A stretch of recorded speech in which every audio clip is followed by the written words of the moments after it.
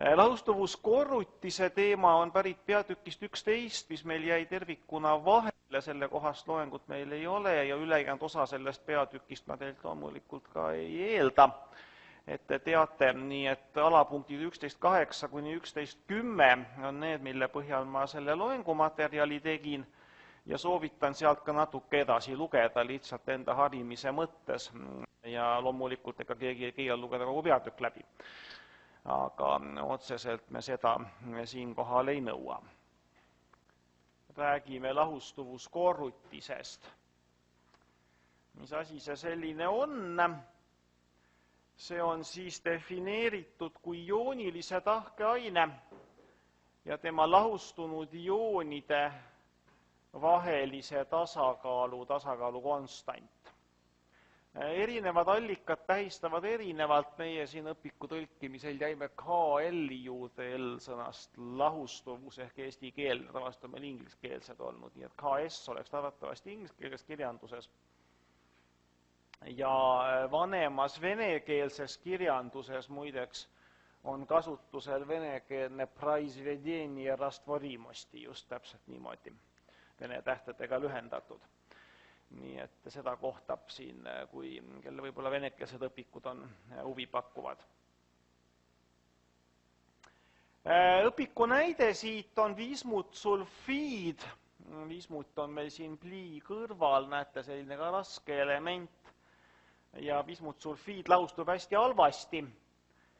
Ja see üliväike kogus, mis lahustub, dissotseerub siis viismutioonideks ja sulfiidioonideks.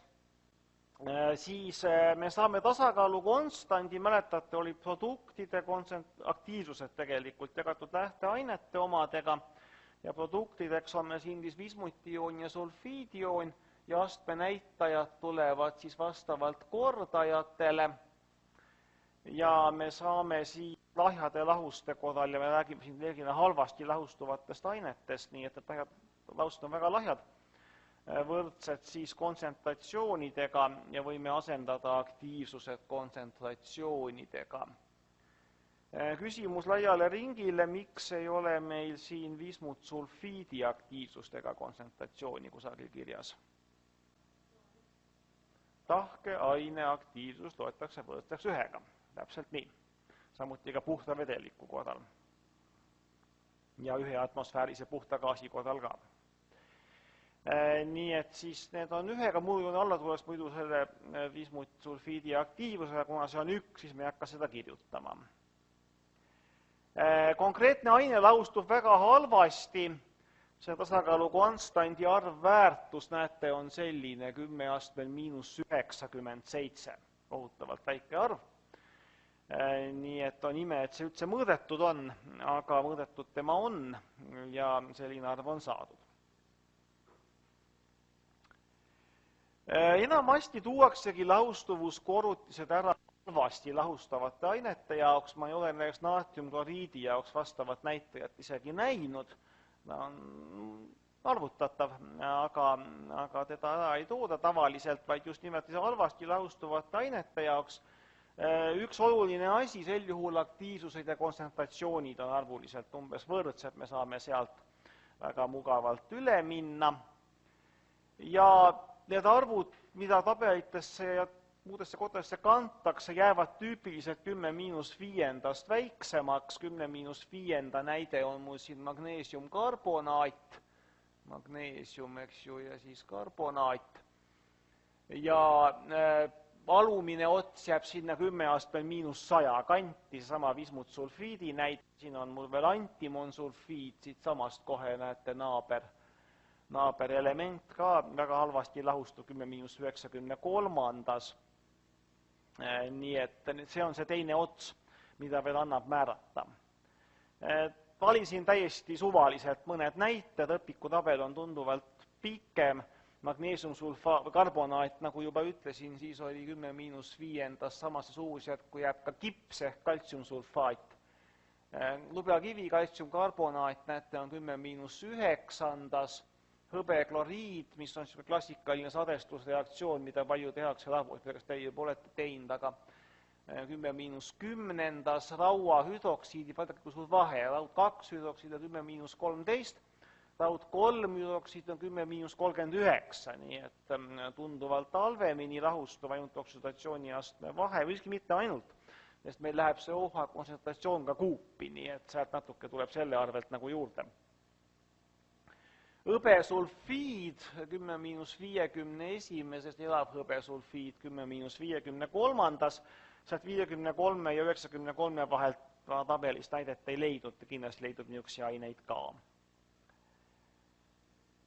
Kuidasmoodi me lahustuvuskorrutist ja lahustuvust omavahel seostame või miks niisugust asja üldse meil vaja on, miks vaja me jõuame, aga vaatame, kuidasmoodi lahustuvusega seotud on. Molaarne lahustuvus ehk molaarlahustuvus näitab siis küllastunud lahuse molaarset kontsentratsiooni. Jällegi eri allikad kasutavad erinevaid tähistusi ja õpikus oli ta väikse S-iga tähistatud. Nüüd lahustuvuskorrutise ja molaarlahustuvuse vahel ei ole ühtset matemaatilist valemit. Me ei saa panna seda suurelt kuhugi internetti üles ja alati edaspidi vaadata või veel hullem pähe õppida, vaid tuleb võtta alati konkreetne aine, kirjutada välja selle konkreetse aine lahustumise toimuva dissotsiatsiooni reaktsiooni võrrand ja sealt siis järeldada, need pole küll lõpmata palju, vaid on mingi 5 või 10 varianti, mis reaalselt tulevad ette, eks ju. Aga peab vaatama, mis konkreetselt on.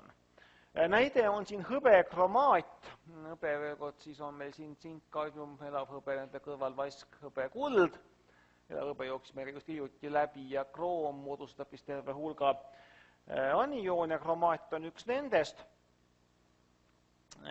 Dissotseerub ta siis selliselt, et tekib meil 2 hõbejooni ja 1 kromaatioon ja vastavalt siis saame kirjutada selle aine lahustuvuskorrutise kui hõbejoonide kontsentratsiooni ruudu ja kromaatioonide kontsentratsiooni. Ja nüüd paneme seda tähele, et 1 moolist hõbekromaadist tekib lahusesse 2 mooli hõbejoone. See on oluline, sellepärast et me tahame, et molaarne lahustuvus on meile antud selle aine jaoks, eks ju. Aga lahustuvuskorrutis on meil joonide kontsentratsioonid, nii et see koefitsient 2 hakkab meid mõjutama kohe. Nii et kui me ütleme, et molaarlahustuvus on S, siis kromaatiooni on sama palju lahuses kui teda lahustus, aga hõbejooni on 2S, selle 2 tõttu siin. Ja me võime kirjutada nüüd selle KL-i avaldise ümber niimoodi, et meil on hõbejoonide kontsentratsioon ruudus, aga see on sama avaldis, jah, niimoodi, hõbejoonide kontsentratsioon on 2S, nii et antud juhul meil lahustuvuskorrutise ja molaarlahustuvuse seos on 4S kuubis.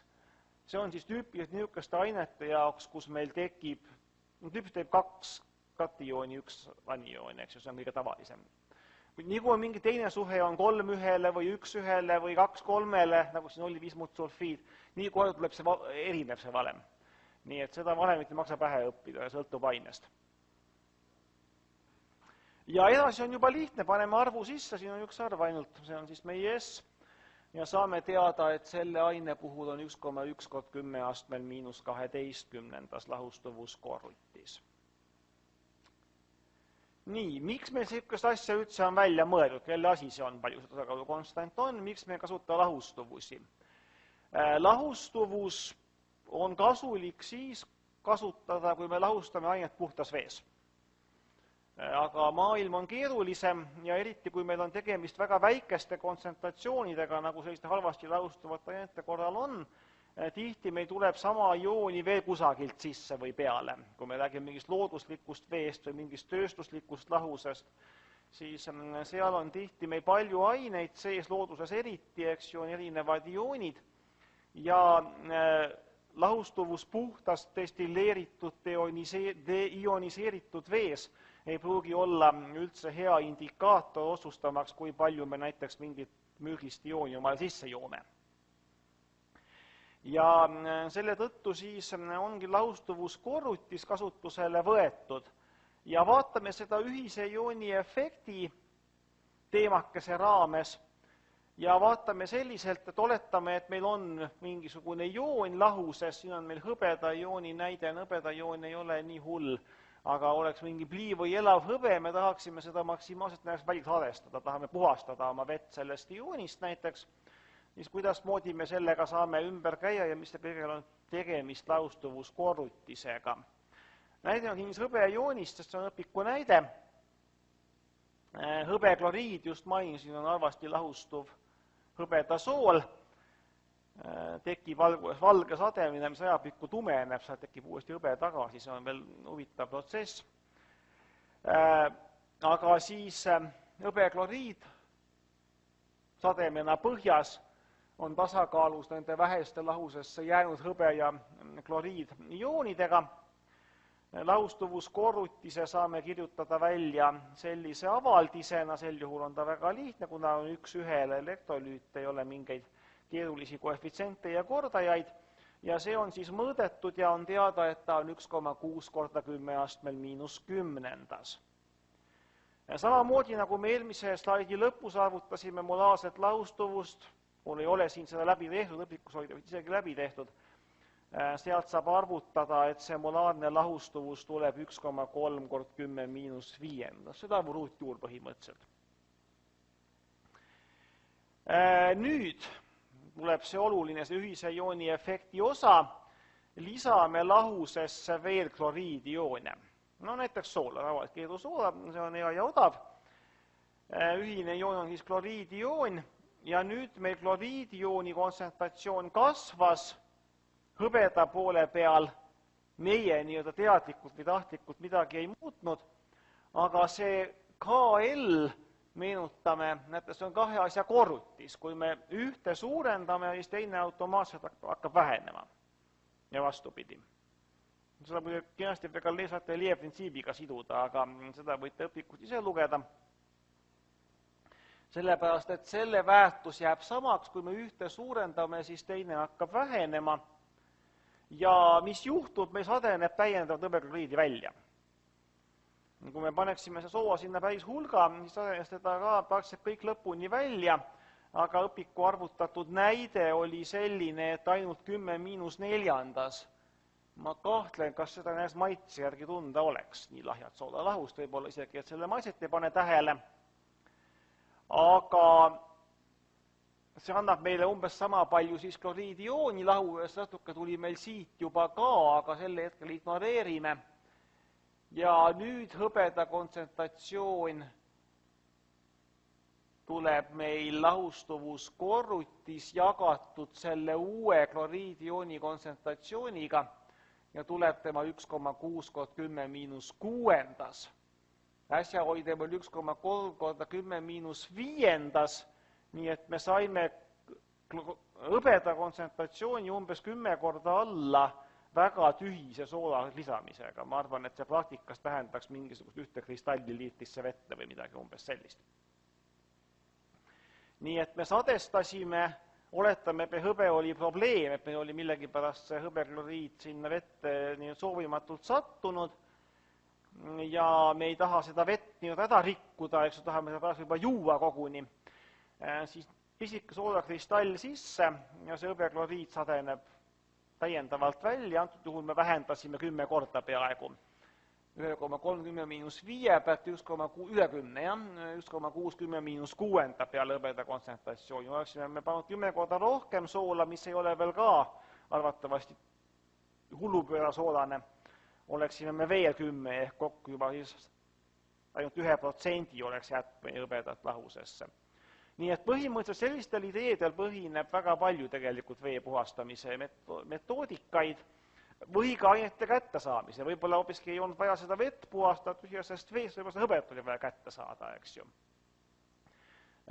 Kulla, tõenäoliselt ka hõbeda tootmine tänapäeval käib väga lahjadest maakidest. Pestaksegi mingite mingite lahustega läbi ja pärast on vaja sealt see üliväike kogus seda meid huvitavat metalli kätte saada, põhimõtteliselt just sedamoodi seda tehakse, aga muidugi teiste ainetega. Nii et see on ühise iooni efekt, ühine ioon meil oli antud juhul kloriid ja meie eesmärk oli saada kätte siis teine komponent sealt lahusest, kas selleks, et teda pärast ei oleks, selleks, et tema endaga midagi peale hakata. nii et antud juhul 9/10 ja ma arvan, et see vesi on pärast seda veel joodav. Ei ole nii solane, et ei kõlbaks. Nii et selline üks võimalik rakendus ja nüüd te näete, et lihtsalt molaarlahustuvusega on siin vähe teha, kui meil tulevad teised ioonid mängu, meil on keerulisema konstruktsiooniga koostisega lahus, siis on võimalik arvutada neid tasakaale. Teine kasulik asi, kus lahustuvuskorrutist kasutatakse, on sadenemise ennustamine. Meil on kaks lahust, me segame nad kokku ja te olete just katset teinud, tekib sade, eks ju, kui on sobivad ühendid seal lahuses. Mõni aine lahustub just niimoodi piiriliselt, et me täpselt ei tea, kas nüüd tekib juba sade või veel ei teki. Kas see lahustuvus on piisavalt hea või halb, siis te otsitegi välja selle aine lahustuvuskorrutise ja nüüd saate arvutada, termin on siinkohal veidi ebaõnnestunud reaktsiooni jagatis. See on sama avaldis nagu tasakaalu konstanti oma, ainult et ta ei vasta mitte tasakaalule, vaid mingile konkreetsele olukorrale, mis te tekitate. Antud juhul ta ei ole jagatis, sest me ei ole murrujoont, see on korrutis, seepärast see on veidikene õnnetu termin siinkohal, aga las ta siis jääb.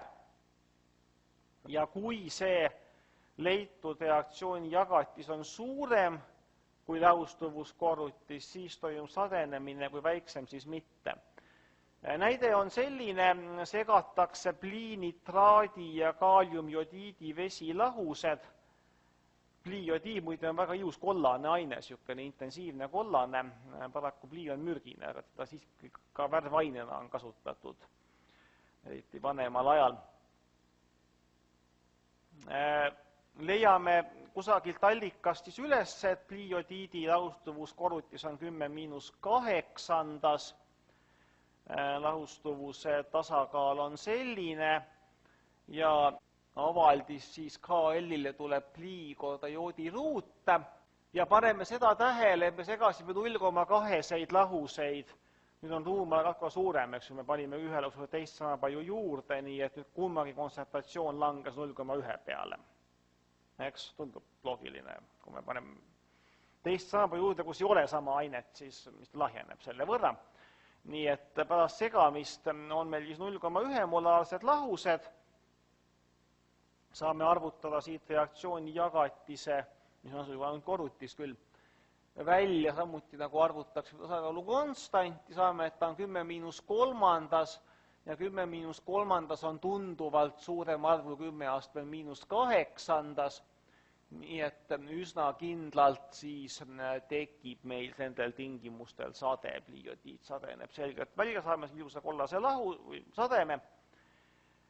Oleks meil olnud need lahused mitte 0,1 molaarsed, aga näiteks 1 millimolaarsed, siis me oleksime juba täiesti seal piiri peal, eks ju, 10⁻⁹. Jah, millimolaarsed enam ei tuleks, sest et 10⁻³ korda 10⁻³ korda 10⁻³ oleks 10⁻⁹. Ja kuna meil KL on 10⁻⁸, siis näete, millimolaarse lahustuse korral me ei saaks sadet. Nii et seal on see piir just antud aine korral. Et selliselt saab siis kontrollida või ette arvutada, vahel on vaja jällegi võimalikult rohkem kätte saada, vastupidi vältida sademe tekkimist. Kõik sellised arvutused saab kenasti teha kasutades lahustuvuskorrutist. Nii et see on kuidagi kasulik suurus, see on paljude ainete jaoks teada, võib siis neid arvutusi selle põhjal teha.